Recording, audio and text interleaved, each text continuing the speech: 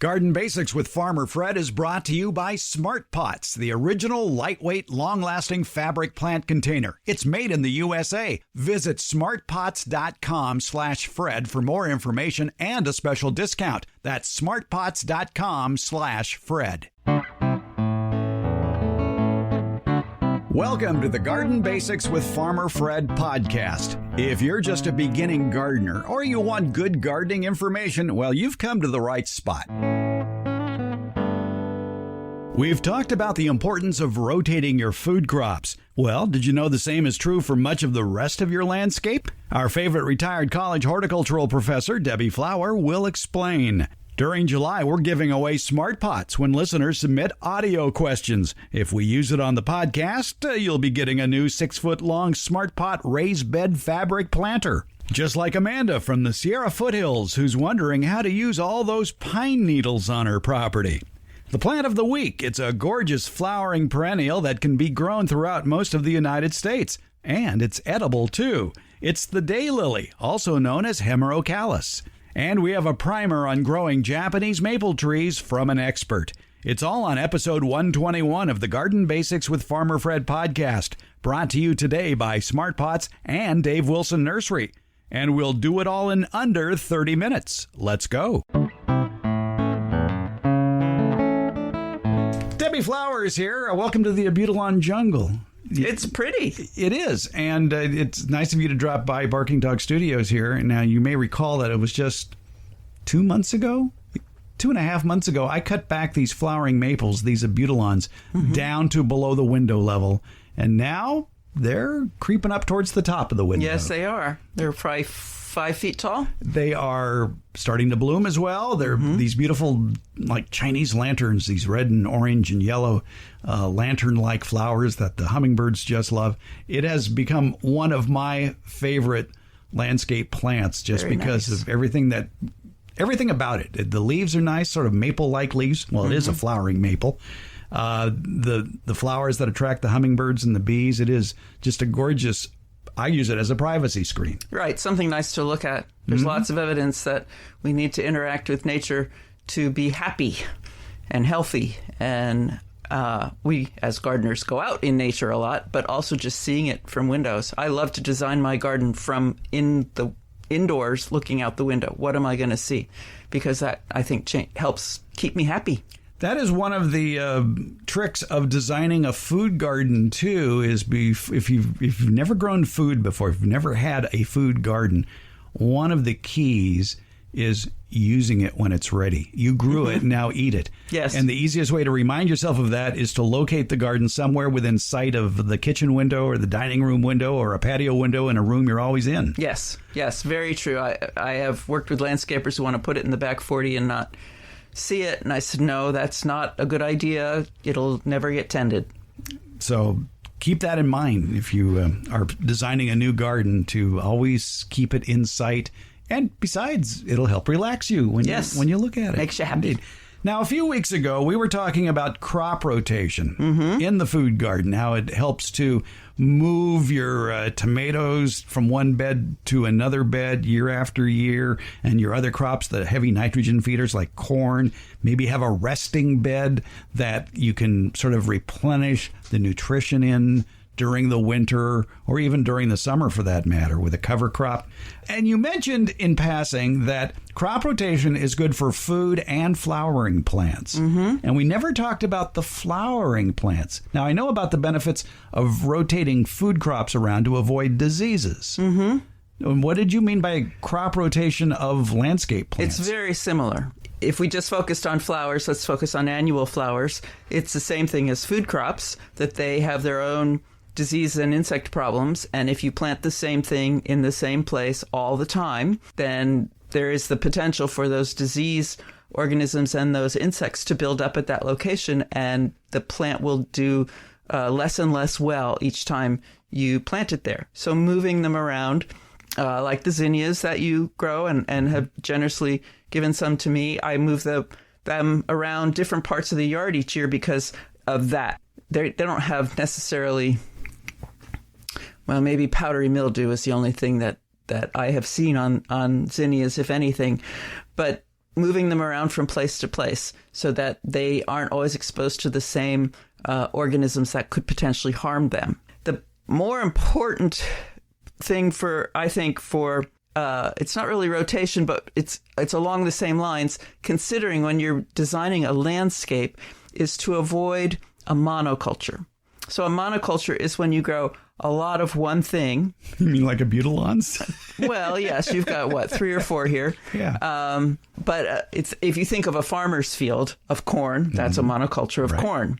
A lawn is a monoculture. And as a result, we end up with disease and insect problems in that monoculture because the plant next to it is the same plant as the one being attacked. It may not be exactly the same plant, but it's in the same family. And so this is when the plants are organized by family and then genus and species. And the family is not always known to the gardener. You have to it's not on the tag necessarily. So you have to do some research to know what family it's in. But if you want a hedge to block the view between your house and the neighbor's house, the most common thing I see is that people pick a plant and they plant a whole row of them all down the side of the property. Maybe there are 25, maybe there are 50. And the problem with that is if a pest or a disease, a pest being a disease or an insect, come in that favors that plant, you won't just lose one plant, or you won't just have an ugly looking one plant, or you won't just have to treat one plant. You have to treat the whole row of them. When I had a hedge, I had about 5 of one species from one family, and then I switched to 5 of something else. And then I switched to 5 of something else. That way, if something comes in and attacks one of those plants, then maybe I'll lose 5, but I won't lose the whole row. Well, not only that, you're also increasing the diversity of beneficial insects and other beneficial critters like birds that will take part and enjoy that diversity and will thrive. Right. The beneficials need, just like the bad guys too, but they need a home, a place to live, they need food, and they need water. And so, yes, by having different plants, you create different environments that are adapted to different beneficials.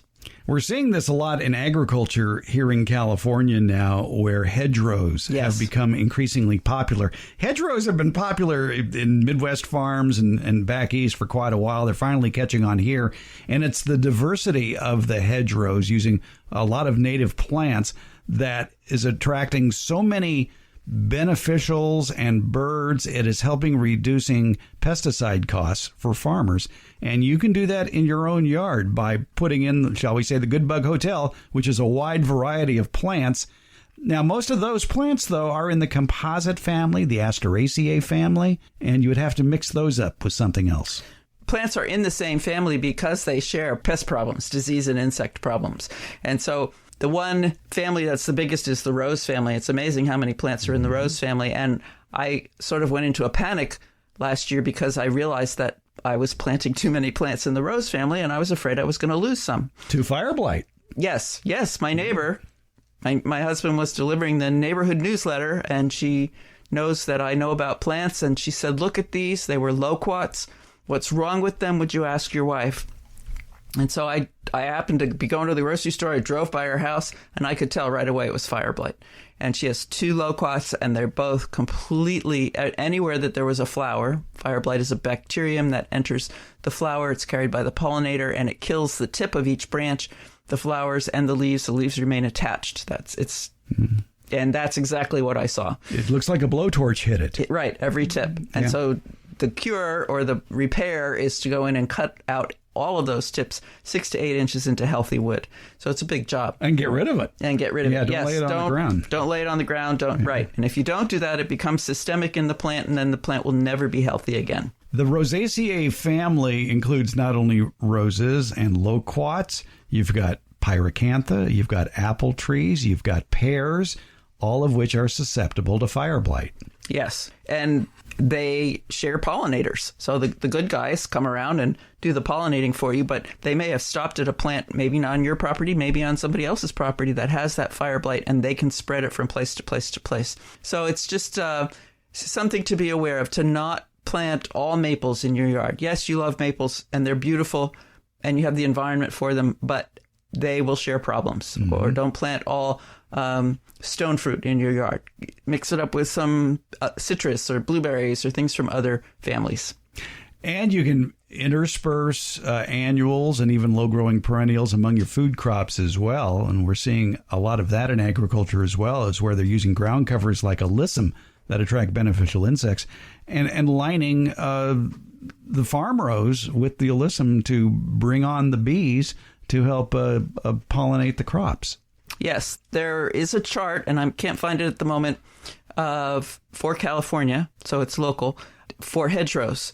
And it has something in bloom every month of the year, right, that attracts and feeds the beneficials. So that's something worth looking into, making sure you have something in bloom. It may not be a gorgeous flower that you want to cut or call your neighbors over to see, but something that provides pollen and nectar to the beneficial insects. Which is the reason I have so much California buckwheat in my front yard. Mm-hmm. Because it has the longest bloom cycle of like 6 or 7 months that attracts beneficials through 3 seasons, really. Mm-hmm. Yes, I have 3 kinds now, I think, of buckwheat. 4. I can think of 4. Yes, and several are in bloom. And they, of all the plants in the garden, attract more insects than others. Right. There's plenty like that. Whatever state you're in, check with your Native Plant Society because I'm sure they will have those lists available as well for your area. And mix it up. Yes, mix it up. That's the key. Yep. Nature abhors a monoculture. Debbie Flower, thanks for helping us out here. Mix up the garden. It's always a pleasure, Fred. Thanks for having me. We're glad to have Smart Pots on board supporting the Garden Basics podcast. Smart Pots are the original award-winning fabric planter. They're sold worldwide. Smart Pots are proudly made 100% in the USA. I'm pretty picky about who I allow to advertise on this program. My criteria, though, is pretty simple. It has to be a product I like, a product I use, a product I would buy again. And Smart Pots clicks all those boxes. They're durable, they're reusable. Smart Pots are available at independent garden centers and select Ace and True Value stores nationwide. To find a store near you, visit smartpots.com/Fred. It's Smart Pots, the original award-winning fabric planter. Go to smartpots.com/Fred for more info and that special Farmer Fred discount on your next Smart Pot purchase. Go to smartpots.com/Fred. Hi there, my name is Amanda. I live in Pollock Pines, California. I am in growing zone 9A. I have pine trees all around my home, and I was wondering if those fallen pine needles around the yard could ever be beneficial. Could I ever put soil on top of them and allow them to decompose underneath? Or is it just a big no-no to do that? Should I, gather them all up into a pile and let them decompose on their own and turn into compost for later? Thank you so much for your guys' help, and I look forward to listening to future episodes. Well, Amanda, thank you for getting in touch with us, and I love to talk about mulch. Many people in the foothills, and by the way, Pollock Pines, as you might gather, is in the Sierra Nevada foothills and full of pine trees, yes. So there's plenty of mulch available there. It's free, it's usable, with a few caveats. First of all, they can be very attractive, and the whole pine needle is very porous. Air and water can go through them easily as long as you don't pile them on too thickly. I think for whole pine needles, maybe limit yourself to 3 inches, maybe 4 inches. If you shred your pine needles, and people like to do that because it makes them less prickly and they'll break down a little bit quicker, but don't pile them on as thickly. If you shred your pine needles, maybe 2 or 3 inches as mulch. By the way, pine needles, like other mulch, should never be buried in the soil. Just put it on top of the soil and let it slowly break down. A lot of people think that pine needles acidify the soil. Since pine trees are acid-loving plants, you would think, well, the needles must increase the acidity of the soil. Actually, they don't. As pine needles break down, that acidification effect disappears. Now, there is one big warning about using pine needles, especially in the foothills, in what we here in California like to call the urban wildland interface. Pine needles are highly flammable. They have among the highest hazardous combustion characteristics, and they're only recommended for use in areas more than 30 feet from the house. What about using pine needles in a compost pile? Well, that's fine, but I wouldn't put too much in a compost pile. Maybe 10% of your total compost pile could be pine needles, because needles take decades to decompose. So put that in a very slow-acting compost pile. Where can you use pine needles? Put them around perennials, trees, and shrubs. That's where they'll do the most good. Move that pine needle mulch about an inch or two away from the trunks of perennials, trees, and shrubs to avoid any rot issues. So, Amanda, thank you so much for your audio question. And because we used it during the month of July, the fine people of Smart Pots are going to be sending you free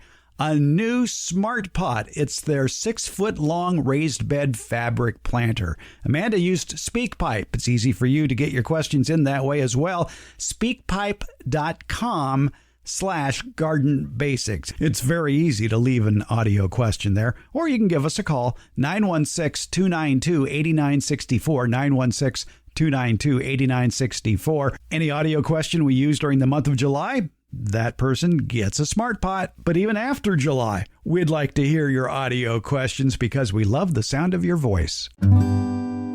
Are you thinking of growing fruit trees? Well, you probably have a million questions, like which fruit trees will grow where I live? What are the tastiest fruits? How do I care for these trees? The answers are nearby. They're just a click away with the informative Fruit Tube video series at davewilson.com. That's Dave Wilson Nursery, the nation's largest grower of fruit trees for the backyard garden. They've got planting tips, taste test results, links to nurseries in your area that carry Dave Wilson fruit trees. Your harvest to better health begins at davewilson.com. Here on the Garden Basics podcast, we like to talk with Warren Roberts. He's the Superintendent Emeritus of the UC Davis Arboretum and Public Garden. And every week he has a plant of the week for us. And today's plant is certainly one you could grow just about anywhere. And they look great when they're planted en masse. It's just the gorgeous bloom of the daylily. And you can eat it too. Hi, Warren. Hi, friends. Yes, this is the daylily would be a good nomination plant of the week. And the scientific name is Hemerocallis, Hemerocallis. It's mainly native to Asia, although I did read that there's one native to Central Europe. I haven't heard about that one. Daylily is fairly well known. It's been grown in the U.S. a long time and naturalized in many areas. People in Indiana think it's a native because it's been it's part of their lives growing up, and it just grows out in the countryside. In climates that get summer rain, no problem. It's easy to grow. It does best. It performs best in sun, full sun. And it's called daylily because it looks like a lily, and it's related to lilies. And the flowers last a day, or sometimes two, but usually just a day. But it keeps producing them over a long period of time. Well, there is a species, Hemerocallis fulva, which are brownish orange flowers. It's one of the common ones. And the buds of the plant are a traditional food in Japan, Manchuria, Korea, and China. They're picked before they open and then dried. And then you can use them all year in cooking. I think it can be used fresh as well. So it's kind of neat to have a plant in the garden which is not only beautiful but edible. One of my favorite ones of the group is Hemerocallis flava, which is now called Hemerocallis lilioasphodelus, lilioasphodelus.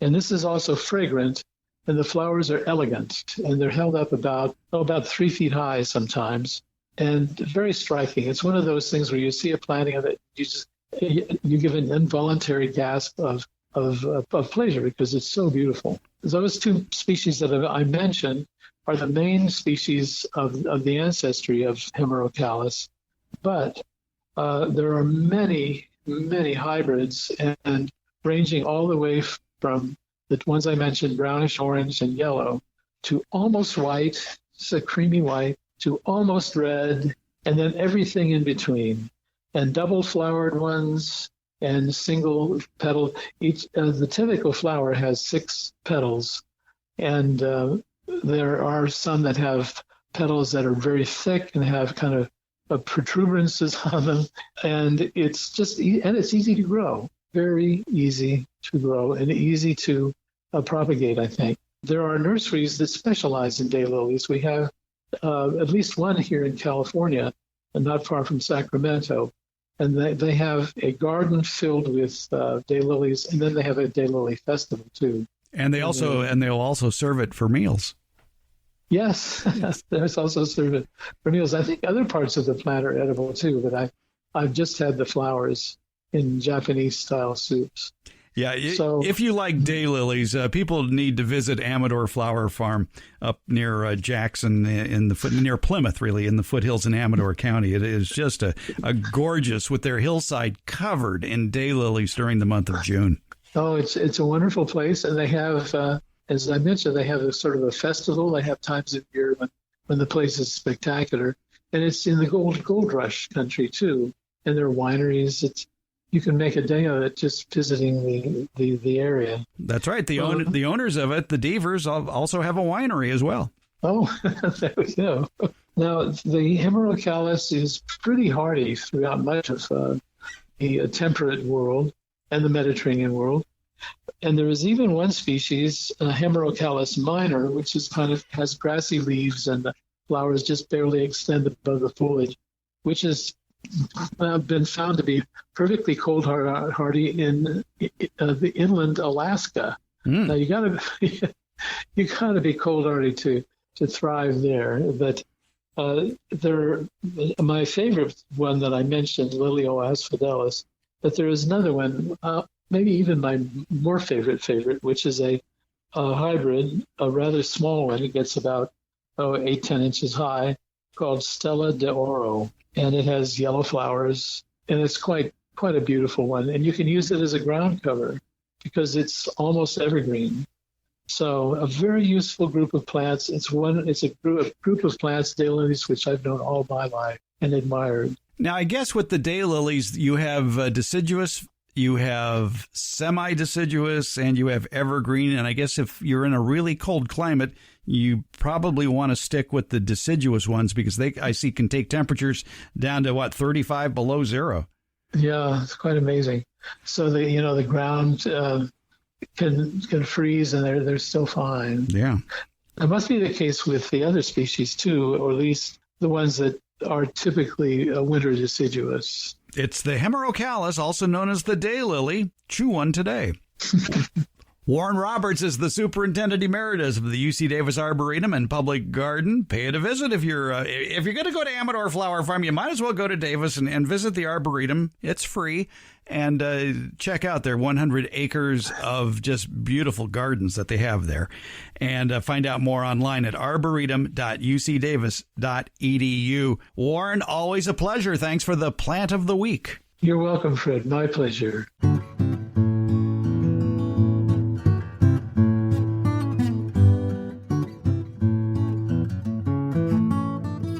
Thinking of growing a Japanese maple? We are talking with a guy who can help you out no matter where you might live. We're at a local nursery in the foothills of the Sierra Nevada, El Dorado Nursery here in Shingle Springs. Chris Aycock runs the place, and he's a Japanese maple specialist, and he sells Japanese maples to people who live in the hot valley as well as the cold, high Sierra, so he would know which Japanese maples might work best for you. Chris, Japanese maples, they really are widely adaptable. You just have to know which varieties are best for your climate. Yes, you do, and how to care for them in the individual areas as well. So mulching for the hot valleys is very, very important for them. And I would think, too, in the hot valley, they'd like some protection from the sun. Well, ideally, they would like some protection from the sun.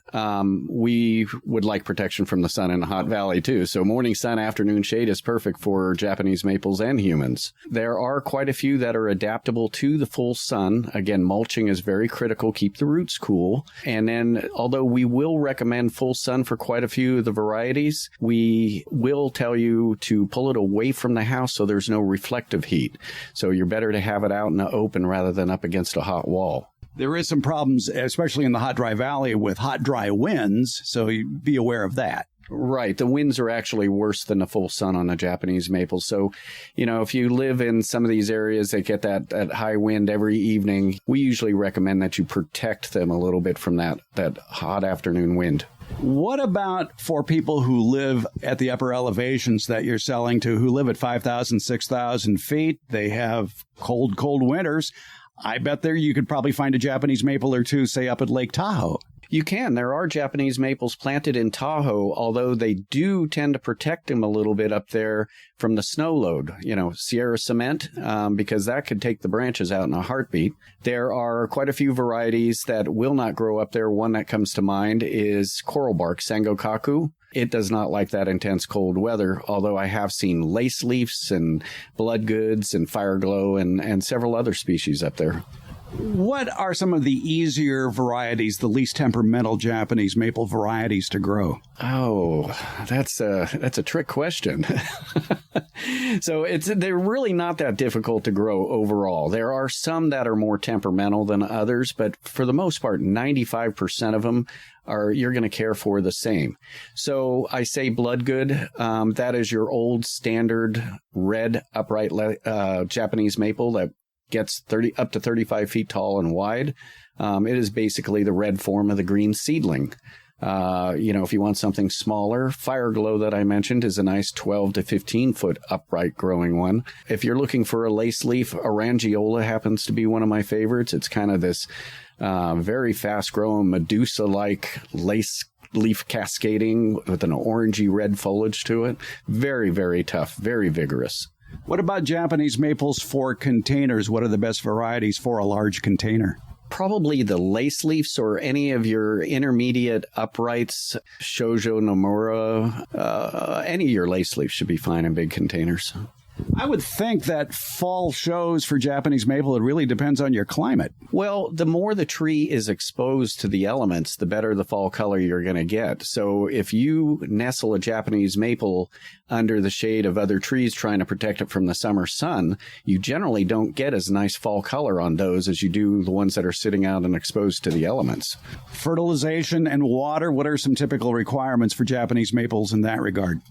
Well, that's gonna vary throughout the country, but for this area, we'll recommend watering 3 days a week is sufficient, even in the full sun. So, provided you have a good mulching layer right there. What sort of fertilizers are best for Japanese maples?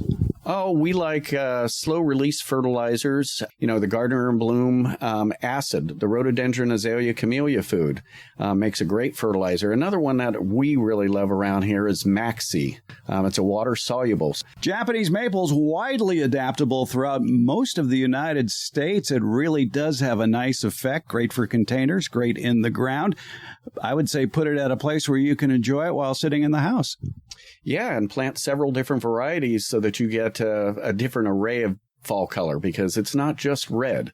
There are oranges and brick colors and yellows and different shades of red. I would imagine one good tip then for buying Japanese maples is do it in the fall when they're turning color at the nurseries and pick them out then. If you're, as a general rule of thumb for any tree, if you're trying to pick that fall color out and you want a specific one, that's the best time to do it. Although these are all grafted varieties. There are thousands of them listed in a book by Vertrees, and they're pretty true to form if you get a good grafted variety. If you're planting a seedling, then you definitely want to look for it in the fall. Well, that brings up another question. They do seed. Are those worth growing? Well, time will tell. You can take those seedlings and grow them on, and who knows, you may come up with a different form that's never been seen before in the world. That's how most of them are usually found.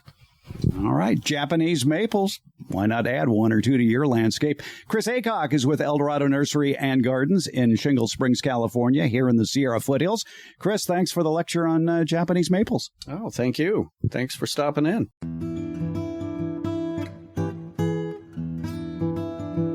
Garden Basics comes out every Tuesday and Friday. It's brought to you by Smart Pots. Garden Basics is available wherever podcasts are handed out, and that includes Apple, iHeart, Stitcher, Spotify, Overcast, Google, Podcast Addict, CastBox, and Pocket Casts. Thank you for listening, subscribing, and leaving comments. We appreciate it.